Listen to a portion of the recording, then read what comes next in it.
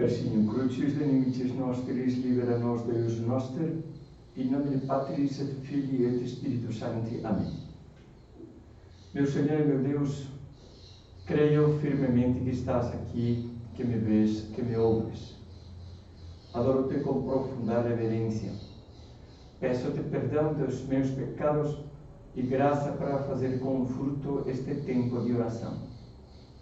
Minha Mãe Imaculada, São José, meu Pai e Senhor, meu anjo da guarda, intercedei por mim.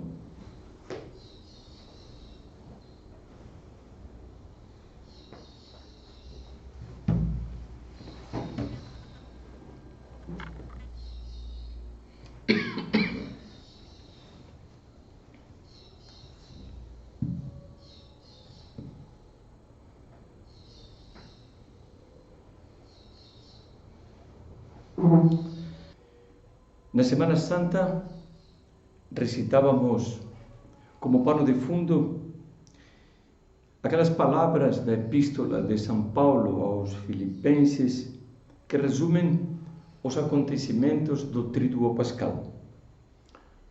Cristo se fez obediente por nós até a morte e morte de cruz. E por isso Deus o exaltou e lhe deu um nome que está acima de todo nome. Nas meditações anteriores, nós passávamos, refletíamos sobre a última ceia, a oração no horto, a paixão de Cristo. Essa primeira parte das palavras de São Paulo, a humilhação. E agora, nesta meditação final, nós vamos contemplar o triunfo, a exaltação, por isso Deus o exaltou, a ressurreição, a ascensão aos céus e, como consequência, a vinda do Espírito Santo. E essas palavras, que são palavras-chave, nos ensinam que o próprio retiro foi isso, uma exaltação.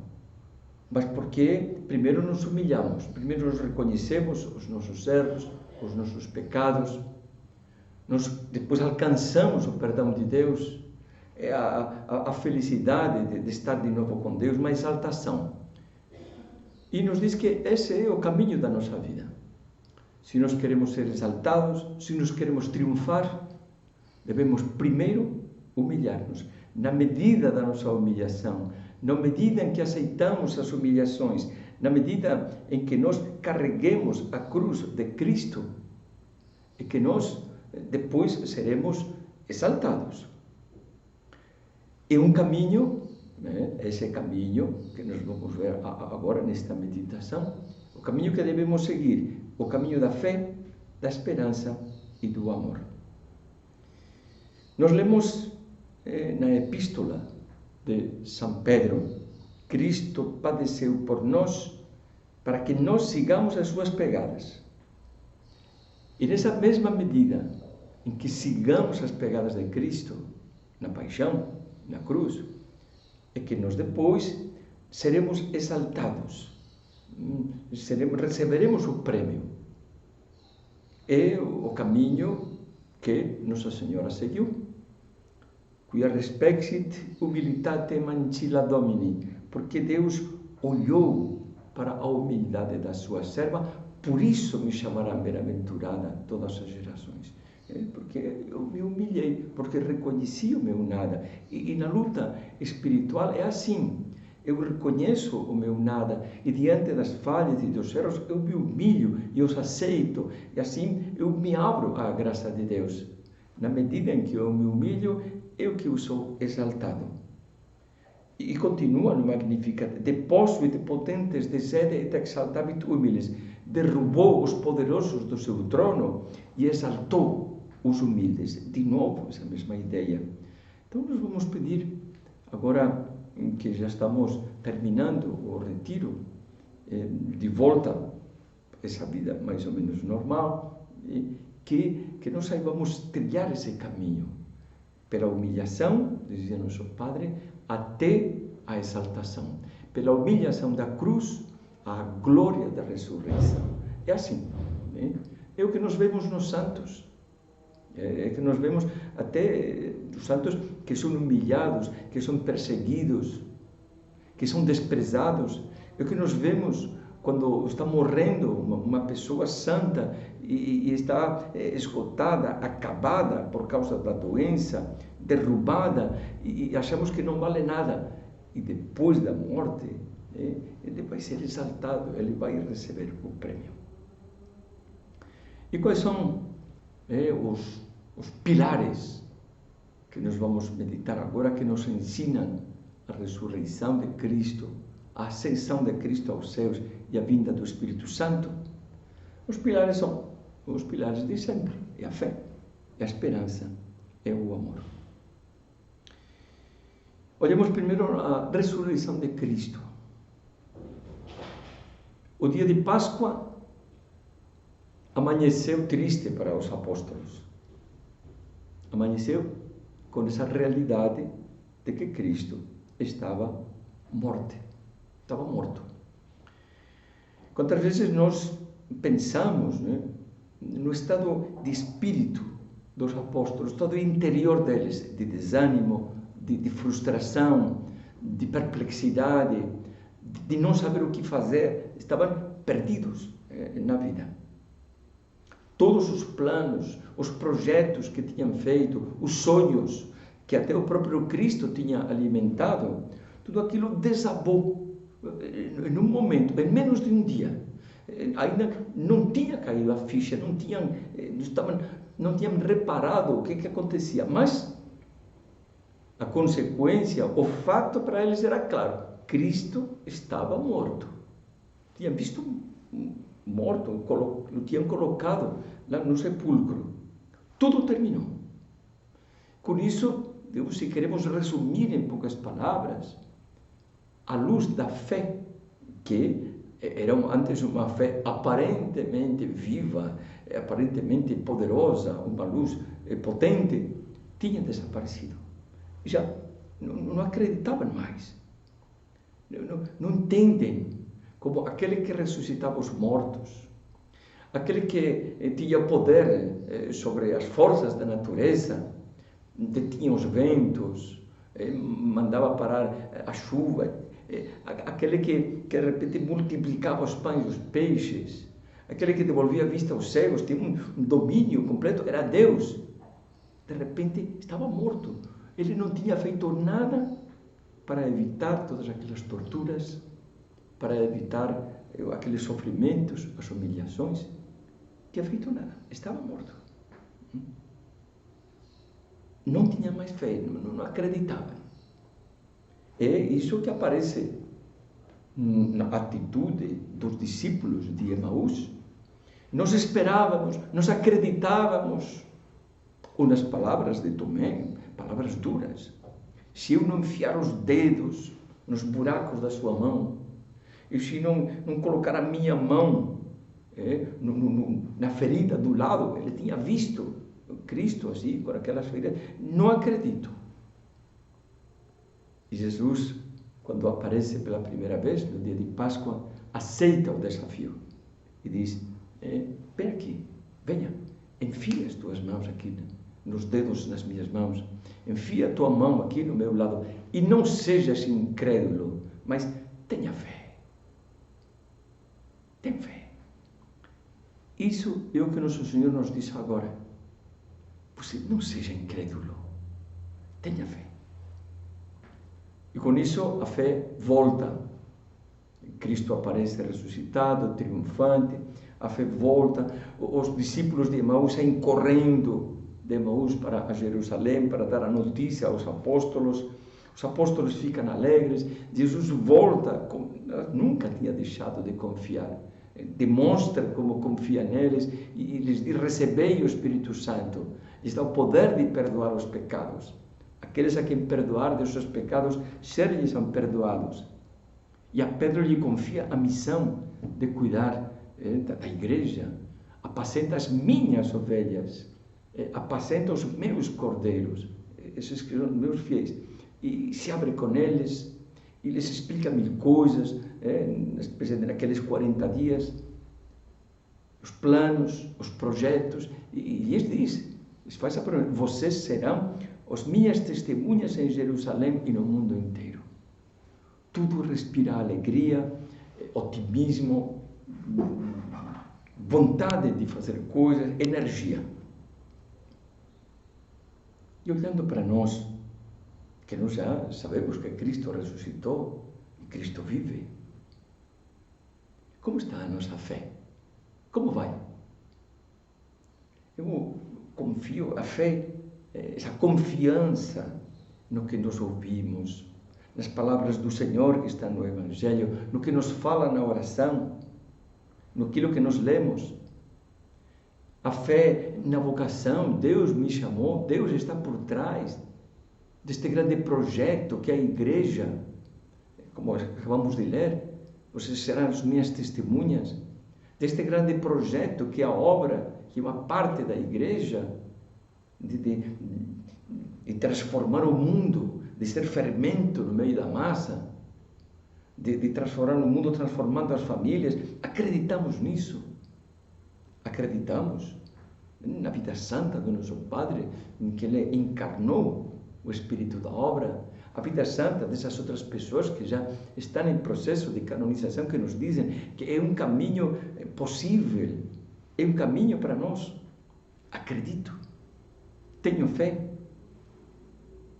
Como eu reajo quando aparecem as dificuldades? Quando vivo em circunstâncias que não acabo de entender? Quando talvez, como acontece na situação que nós estamos vivendo agora, que parece que não temos um futuro promissor, o que vai acontecer quando tudo voltar à normalidade? Acredito, tenho fé nesse Cristo que nos diz, eu estou convosco até o fim dos séculos. Não temais. Sabemos dizer, como Tomé, meu Senhor e meu Deus, um ato de fé. Sabemos dizer, como São Paulo escreve a Timóteo, eu sei em quem acreditei. Quando parece que os obstáculos aumentam, parece que são gigantes à nossa frente, quando parece que as coisas não dão certo, não conseguimos encaixar a nossa vida de piedade, o apostolado, as dificuldades na família, eu sei em quem acreditei. É a fé, um motor que me impulsiona, e é preciso fazer muitos atos de fé, para que essa fé entre em nós. Fazer atos de fé, porque depois esses atos se transformarão em atitudes e em ações de fé. E se nos perguntamos, em que devo acreditar? Em concreto, acreditar em quê? As palavras, no Evangelho. Olha, o Padre nos tem repetido de uma maneira insistente que nos devemos acreditar no amor de Deus por nós. Eu acredito que Deus me ama. Eu acredito que Deus está ao meu lado. Eu acredito que Deus quer o meu bem. E por isso que eu confio. E por isso que eu caminho, que eu vou para a frente. Mas o Padre repetia no fim da sua vida, digo repetia porque eu sabia de uma vez que tinha falado na véspera das suas bodas sacerdotais, em março, 27 de março de 75, umas palavras que estão recolhidas no perfil, mas agora eu recentemente descobri que também ele pronunciou essas mesmas palavras aqui em São Paulo, numa tertúlia que teve lá na casa do Sumaré, da comissão. E essas palavras são estas, que dizem aqui as pessoas da obra daqui, e nos diz a cada um de nós: não devemos afligir-nos por nada, não devemos preocupar-nos por nada, não havemos de perder a serenidade por coisa nenhuma do mundo.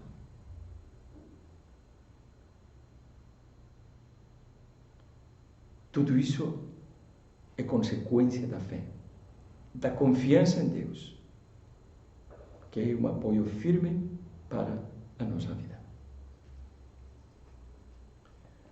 Depois de 40 dias, Jesus convivendo com os apóstolos, Jesus sobe aos céus, em corpo e alma, diante da perplexidade dos apóstolos.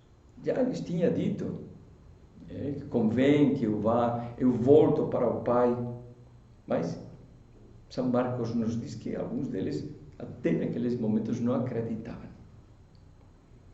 Tanto é assim que ficam olhando para o céu, e é necessário que uns anjos lhes digam: homens da Galileia, o que fazeis olhando para o céu? A ascensão, o que representa? Por um lado, é a glorificação de Cristo, que já começa a reinar. Mas de Cristo, Deus e homem verdadeiro, é a exaltação e a glorificação, é o prêmio que a sua humanidade recebe. Essa natureza humana, a sua alma, o seu corpo, a sua inteligência, os sentimentos, os afetos, o coração, tudo isso que eu tinha acompanhado nesta vida, tudo isso que foi um perfeito instrumento para a sua divindade, para conseguir a redenção. Essa natureza humana, corpo e alma, que estava presente em Belém, no seu nascimento. Essa humanidade que passou frio, que passou calor, fome, sede, angústia, tristeza, alegria, como nós já meditávamos.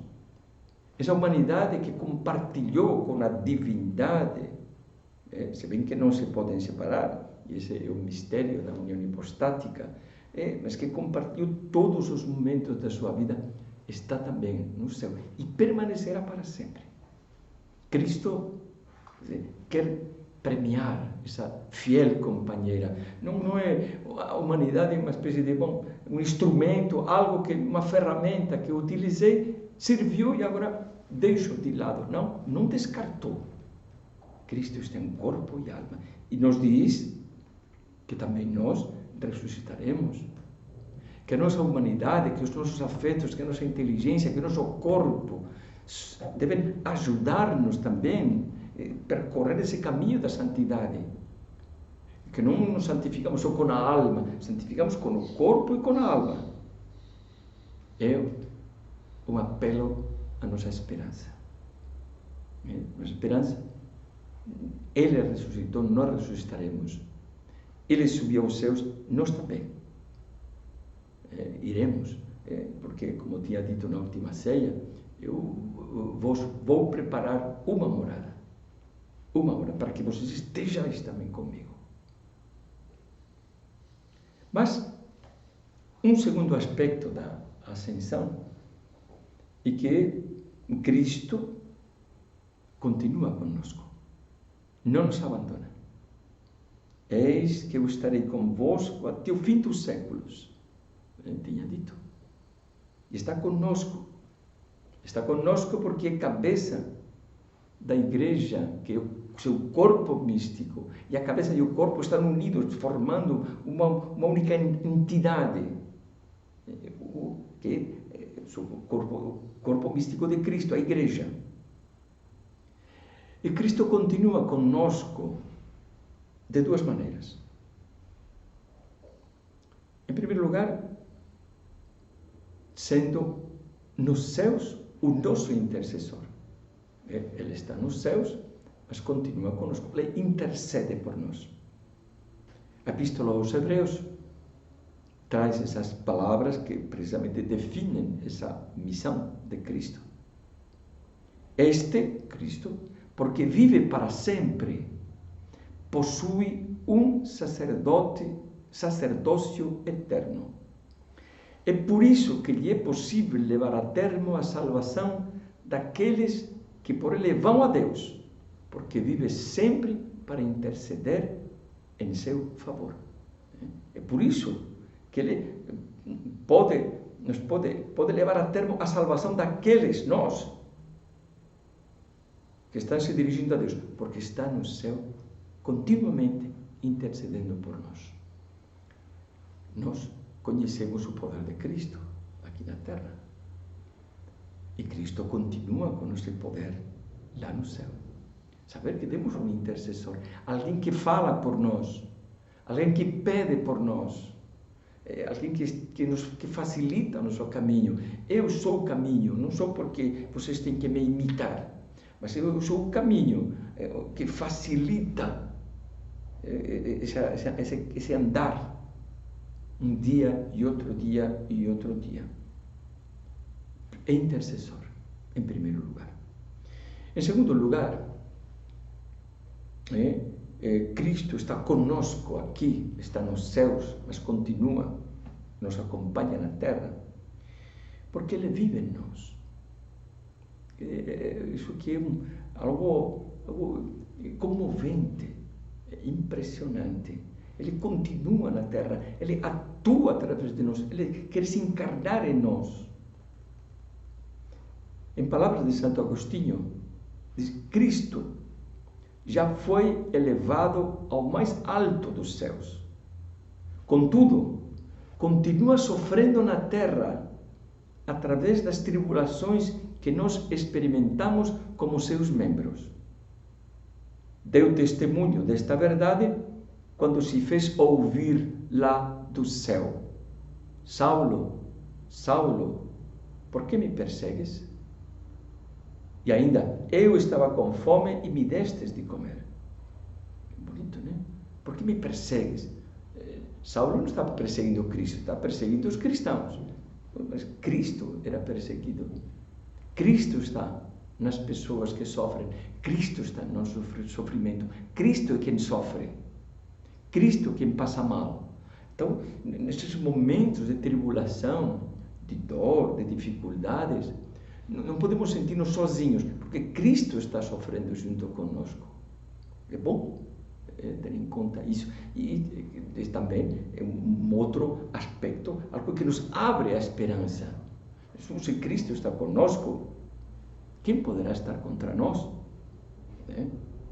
Se é assim, se as palavras de Cristo, nossa esperança está bem fundamentada, como estava bem fundamentada a esperança de São Paulo, quando dizia: quem nos separará do amor de Cristo?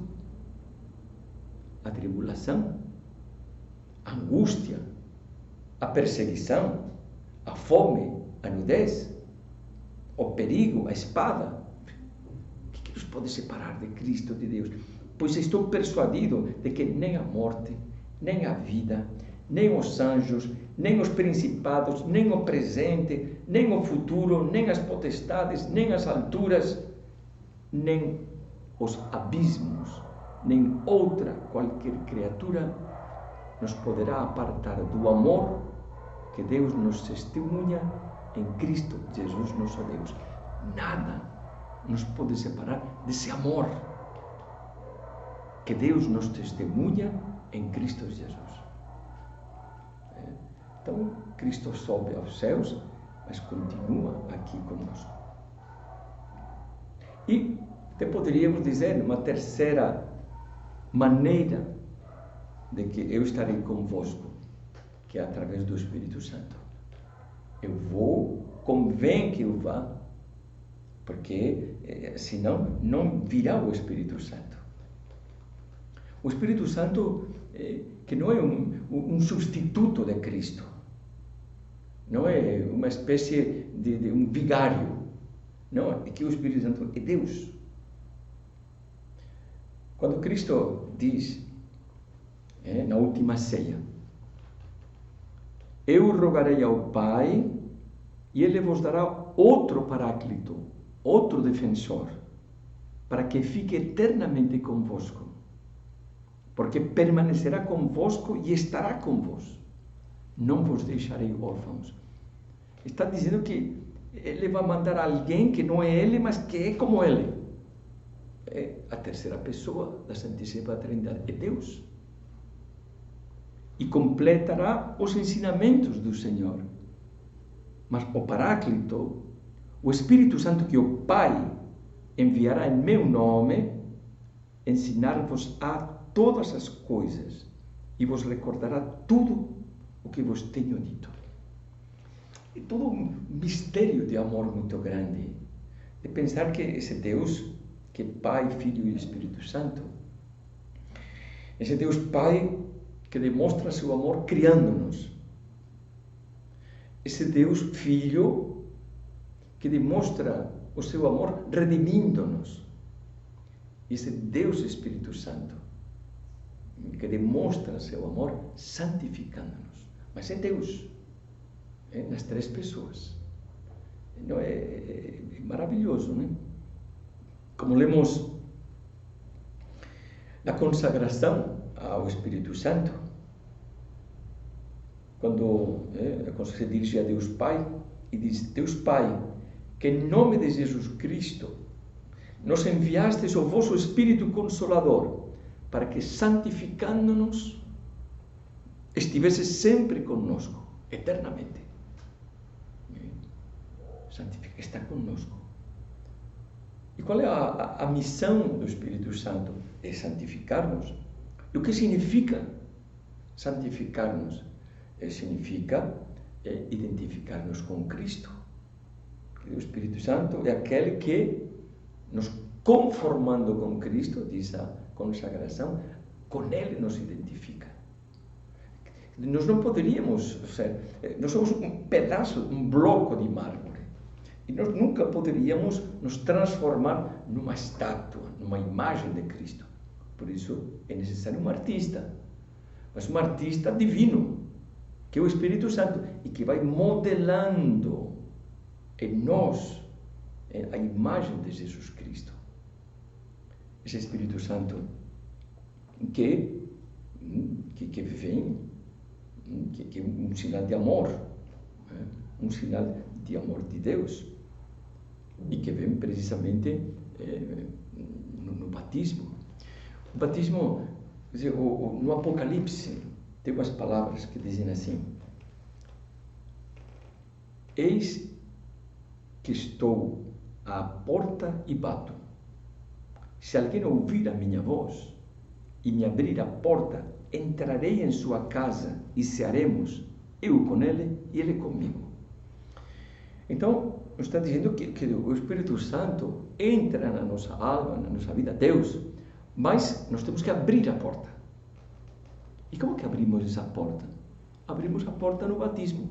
Quando nos batizamos, nós, como normalmente nós fomos batizados quando éramos crianças, a maior parte, nossos padrinhos abriram a alma. Isso ele está batendo. Nós abrimos, se abriu a alma no momento em que fomos batizados. E o Espírito Santo entrou. E aí começa essa inabitação. É o Espírito Santo que mora na nossa alma. Mas o Espírito Santo que é um dom, que é uma luz, como nos diz na festa de Pentecostes, luz, fogo, caridade. É uma ação de amor contínua. É o grande dom que recebemos de Deus. É o amor, é luz. E nós recebemos na hora do batismo. E se nos diz que recebemos, ele coloca essas sementes das virtudes. E que depois com os nossos atos e com a sua graça vão crescendo. Mas não podemos perder de vista a presença do Espírito Santo. Não estamos sozinhos. Deus está conosco. E vós não sabeis que sois templos de Deus e que o Espírito Santo mora em vós? Não podemos perder isso de vista. Temos que aprender a olhar para dentro de nós. E assim como uma luz ilumina com a sua presença, e o fogo aquece com a sua presença, e o sol esquenta e ilumina com a sua presença, o Espírito Santo, com a presença, já causa todos esses dons, esses bens, a santificação. A sua presença é uma presença transformadora. Não nos muda, continuamos a ser nós mesmos. Somos os mesmos, mas nos vai aperfeiçoando. Nos vai dando uma capacidade que não tínhamos para fazer atos sobrenaturais. e com os seus dons nos vai transformando em Cristo. Se nós deixamos, porque sempre Deus respeita a nossa liberdade. É a vida sobrenatural. A capacidade que nós temos de realizar atos de fé, de esperança, de caridade, de se saber perdoar, esquecer, de ser misericordiosos. Tudo o que os dons mostram e ensinam. É pelo Espírito Santo que nós podemos viver como filhos de Deus. Na Epístola aos Romanos, lemos: se o Espírito Santo, daquele que ressuscitou Jesus dos mortos, habita em vós, Ele que ressuscitou Jesus Cristo dos mortos, também dará a vida aos vossos corpos mortais, pelo seu Espírito que habita em vós. Pois todos os que são conduzidos pelo Espírito de Deus são filhos de Deus. E assim que nós terminamos a meditação e o retiro, com essa alegria do Espírito Santo, sabendo que não saímos daqui sozinhos, não vivemos sozinhos, nunca estaremos sozinhos, mas com o Espírito Santo, com Deus Pai, Deus Filho e Deus Espírito Santo na nossa alma. Eles que começaram a obra em nós, a obra da santificação, eles também a terminarão. E recorremos a Nossa Senhora, a nossa grande intercessora, a nossa Mãe, que é ao mesmo tempo esposa do Deus Espírito Santo, para que ela também nos ajude a ouvir o que Deus nos quer dizer, o Espírito Santo, e a pôr em prática todos os seus ensinamentos.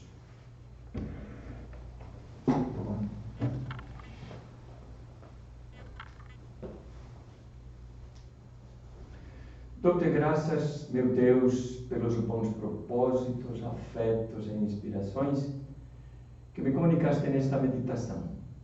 Peço-te ajuda para os pôr em prática. Minha Mãe Imaculada, São José, meu Pai e Senhor, meu anjo da guarda, intercedei por mim.